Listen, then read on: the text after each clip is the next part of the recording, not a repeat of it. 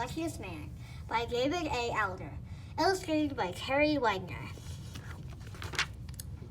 Lou Gehrig was born in the Yorkville section of New York City. It was an area populated with poor immigrants like his parents, Heinrich and Christina Gehrig, who had come to the United States from Germany.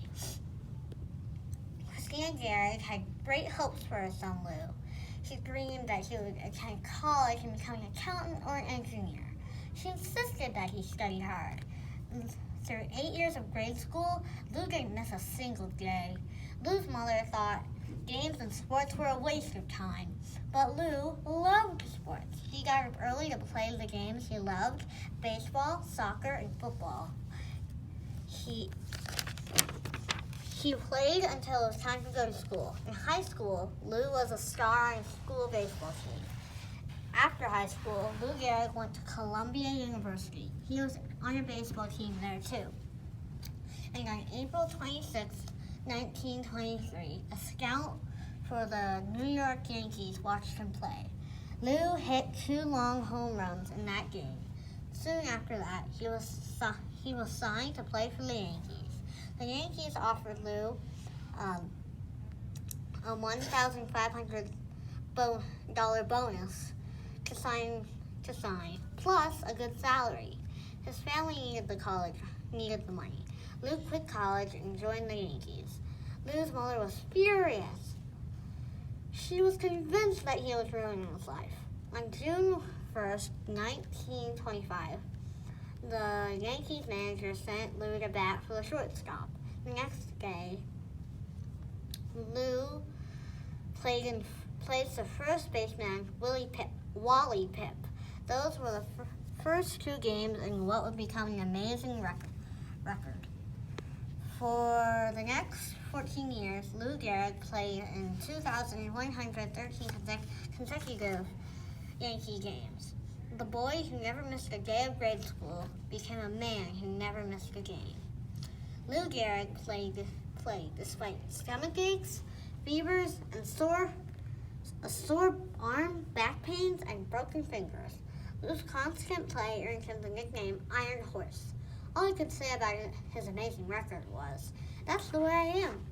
Lou was shy and modest, but people who watched him knew just how good he was.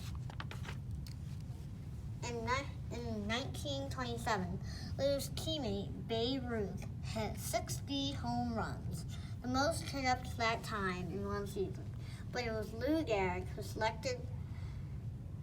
was selected that year by the baseball writers as the American League's most valuable player. He was selected again as the league's MVP in 1939. And then, during 1938 baseball season, and for no apparent reason, Lou Gehrig stopped hitting.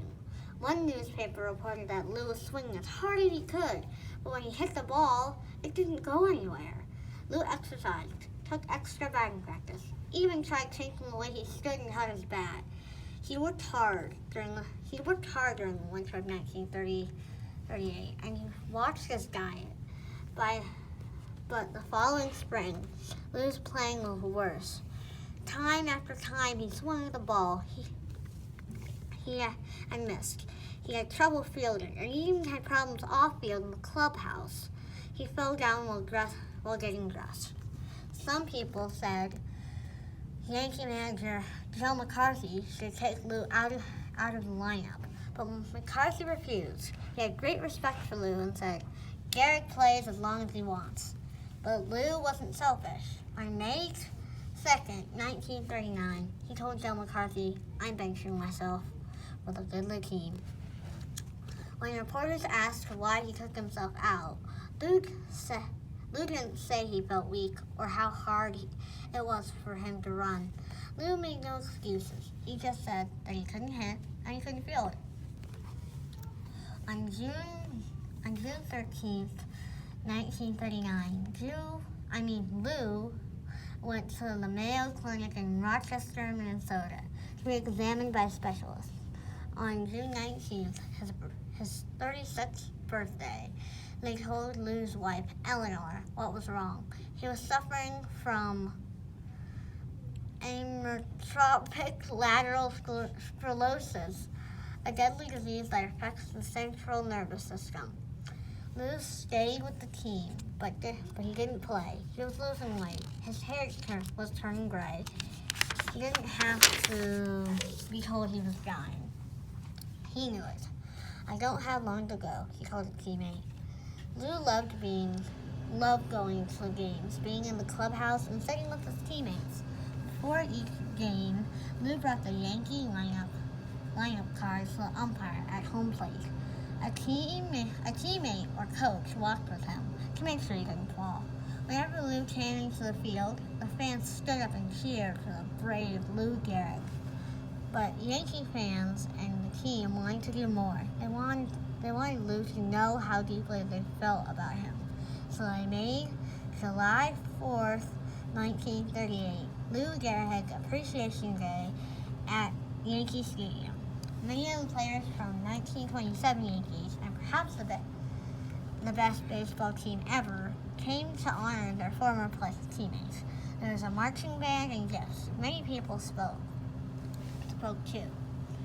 For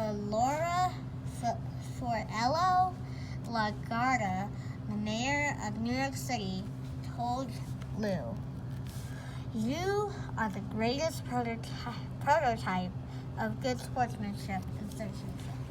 When the time came for Lou to thank everyone, he was too moved to speak, but the fans wanted to hear him and chanted, "We want Gehrig! We want Gehrig!" Dressed in his Yankee uniform, Lou Gehrig walked slowly to the array of microphones. He wiped his eyes, and with his baseball cap in his hands, his head down, he slowly spoke. "Fans," he said. "For the past 2 weeks, you've been reading about a bad break I got. Yet today, I consider myself the luckiest man on the face of the earth." It was a courageous speech. Lou didn't complain about his terrible illness. Instead, he spoke of his many blessings and of the future. "Sure, I'm lucky," he said when he spoke of his years in baseball. "Sure, I'm lucky," he said again when he spoke of his fans and family. Lou spoke about how good people had been to him. He praised his teammates, thanked his parents and his wife, whom he called a tower of strength. Then more than 60,000 fans in the Yankee Stadium stood to honor Lou Gehrig. His last words to them, and to many thousands more, sitting by their radios and listening, were, "So I close in saying that I might have a bad break, but I have an awful lot to live for. Thank you." Lou stepped back from the microphone and wiped his eyes. The stadium crowd let out a tremendous roar, and Babe Ruth did what many people must have wanted to do that day. He threw his arms around Lou Gehrig and gave him a great, warm hug. The band played the song, "I Love You Truly," and the fans chanted, "We love you, Lou." When Lou Gehrig left the stadium later that afternoon, he told a teammate, "I'm going to remember this day for a long time." In December 1939, Lou Gehrig was voted into the Baseball Hall of Fame, and the Yankees retired his uniform. No one else on the team would ever wear the number 4. It was the first time a Major League Baseball team did that to honor one of its players. Mayor Elo LaGuardia thought Lou's courage might inspire some of the city's troubled youth to be courageous too. He offered Lou a job working with former prisoners as a member of the New York City Parole Commission. Lou had many opportunities to earn money, but he had believed this job would enable him to do something for the city that had given him so much. Within little more than a year, he would have to leave his job. He was too weak to keep working. He stayed at home, unable to do the simplest task. He had many visitors. He didn't speak to them of his illness or of dying. When he saw one friend visibly upset by the way he looked, Lou told him not to worry. "I will gradually get better," he said. In cards to his friends, Lou wrote, "We have much to be thankful for." By the middle of May 1941, Lou hardly left his bed. Then on Monday, June 2nd, 1941, just after 10 o'clock at night, Lou Gehrig died. He was 37 years old.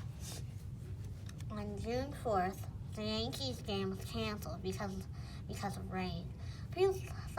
Some people thought it was fitting that the Yankees did not play. This was the day of Lou Gehrig's funeral. At the funeral, the minister announced that there would be no speakers. "We need none," he said, "because you all knew him." That seemed fitting for the modest Lou Gehrig.